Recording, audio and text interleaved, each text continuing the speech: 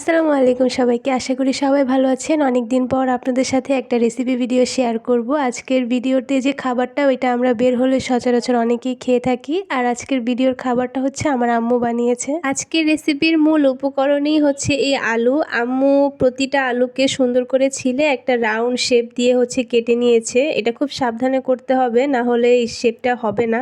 এরপর কেটে রাখা আলুগুলোকে আম্মু লবণ পানিতে 10-15 মিনিট ভিজিয়ে রাখে, আর তারপর হচ্ছে সামান্য আটা, লবণ, হলুদ, মরিচ একসাথে মিক্স করে আলুগুলোকে হচ্ছে মেখে নেয়।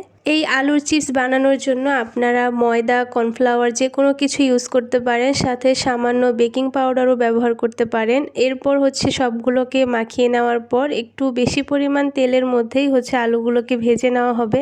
এই আলুর চিপসগুলো বানাতে বেশিক্ষণ চুলায় রাখার প্রয়োজন পড়ে না, একটু হাই হিটেই হচ্ছে চিপসটাকে ভাজতে হয়, যেহেতু পাতলা পাতলা করে শেপ করে রাউন্ড করে কাটা, যার কারণে এটা খুব তাড়াতাড়ি হচ্ছে একদম মচমচা হয়ে ভাজা হয়ে যায়। এখানে আম্মু আপনাদেরকে দেখাচ্ছিল যে কি পরিমাণ ক্রিস্পি হয়েছে। আপনারা চাইলে বাসায় অবশ্যই রেসিপিটা বানিয়ে ট্রাই করবেন, আর একটু সাউন্ডটাও শুনে নেন যে কি পরিমাণ ক্রিস্পি হয়েছে।